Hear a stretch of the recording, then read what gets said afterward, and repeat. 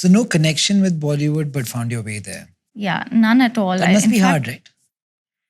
It's very unusual. It's a very unusual place to be because most people that I know in my line of work have grown up watching Hindi films, and I actually didn't. Neither of us, neither my twin. So Disney had come to India just prior to that, and I grew up being like a Disney baby, like so many young girls and boys were and are.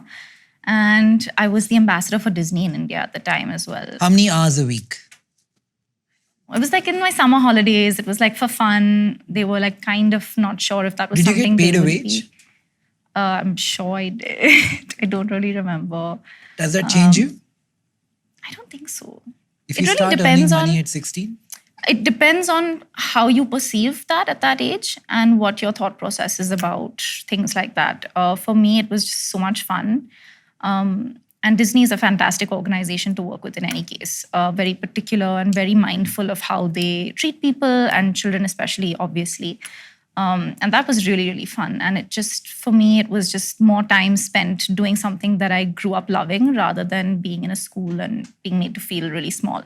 I remember when it was time to sort of graduate from college, I met my team, what grew to be my team. By team, what do you mean?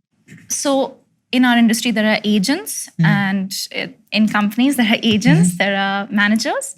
And so I met my agent and the owner of a company called Matrix, Reshma Shetty.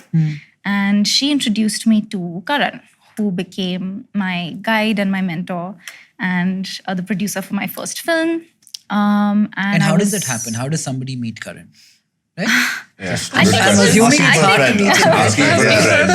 think it was a unique experience, again, to be honest with you. So I met with Reshma, and she knew that I was doing a lot of stuff in the theatre. She had come to the Royal Opera House where I hosted a concert.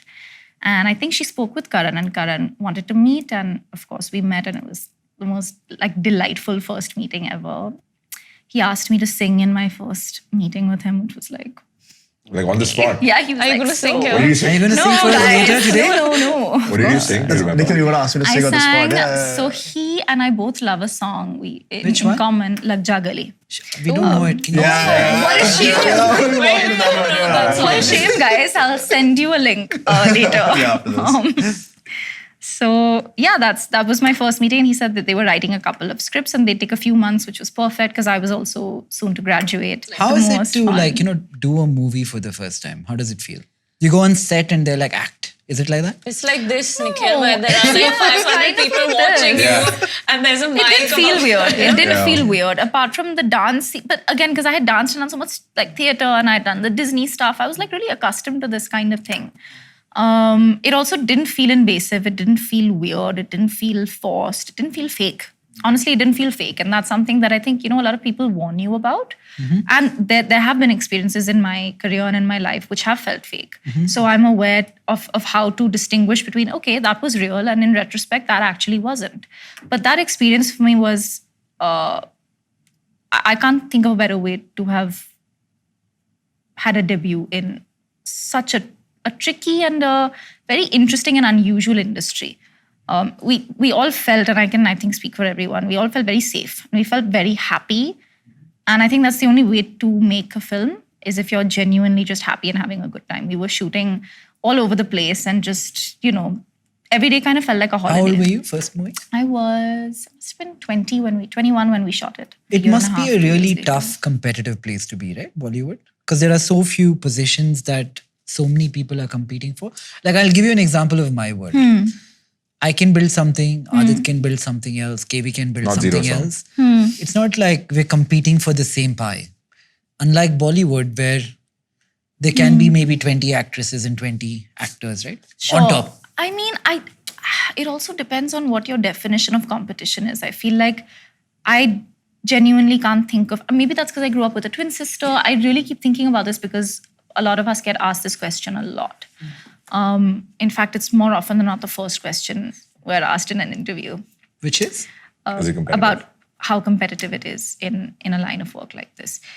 Sure, it is. It depends on what you see for yourself and how you really perceive that competition. I genuinely don't think that there are, till very recently, there were boxes for everyone, right? Like, she's this and she's that, and then she's only this and she's only that, and she can't be this because she's that. There was always that sort of putting everyone in a box. While a certain amount of that still exists, I do feel like I don't think any of us can truly do what the other does as well as the other does it. Everyone's figuring their own stuff out. Hi, I'm Nikhil Kamath. I'd love to know what you thought of the episode. Comment, like and subscribe, and thank you for watching.